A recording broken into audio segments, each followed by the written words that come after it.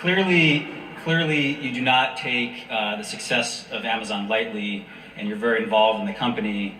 And one of the great things about the internet, many of your competitors are in this room tonight, and competition's a click away. There are probably people in garages across the country trying to start the next great internet company like you did. For sure. And so what does keep you up at night when you think about the continued success of Amazon? Well, first of all, I'm gifted with sleeping really well. So the particular metaphor doesn't work for me, but I know what you mean, which is what could go wrong and what are you worried about.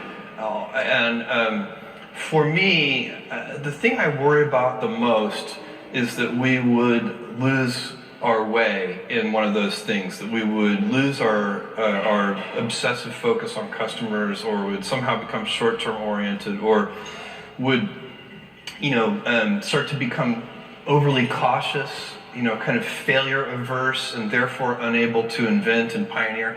You cannot invent and pioneer if you cannot accept failure. To invent, you need to experiment. And if you know in advance that it's going to work, it is not an experiment. And so that's a very important thing. They're inseparable twins, failure and invention. And so you have to be willing to do that. And it's embarrassing to fail. It's always embarrassing to fail. But you have to say, no, that's not how this works. If I said to you, you have a 10% chance with a particular decision, a 10% chance of a 100x return, you should take that bet every time. But you're still going to be wrong 9 out of 10 times, and it's going to feel bad 9 out of 10 times. And with technology, the outcomes, the results can be very long-tailed. The payoff can be very asymmetric, which is why you should do so much experimentation. Everybody knows that if you swing for the fences, you hit more home runs, but you also strike out more. But with the baseball, that analogy doesn't go far enough, because with baseball, no matter how well you connect with the ball, you can only get 4 runs. The success is capped at 4 runs.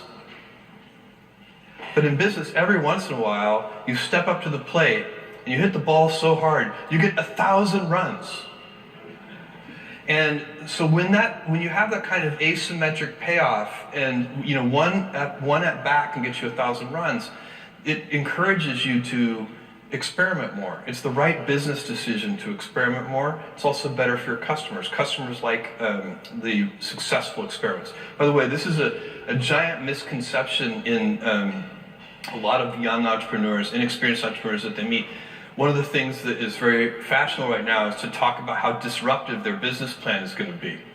And but invention is not disruptive. Only customer adoption is disruptive. At Amazon, we've invented a lot of things that customers did not care about at all. And believe me, they were not disruptive to anyone. So it's only when customers like the new way that anything becomes disruptive. And so really it's just saying that you want to, if somebody comes to you with a business plan that they claim is disruptive, you should ask them to explain it to you in simpler language. And the simpler language is, why are customers going to adopt this? Why are they going to like it? Why is it better than the traditional way?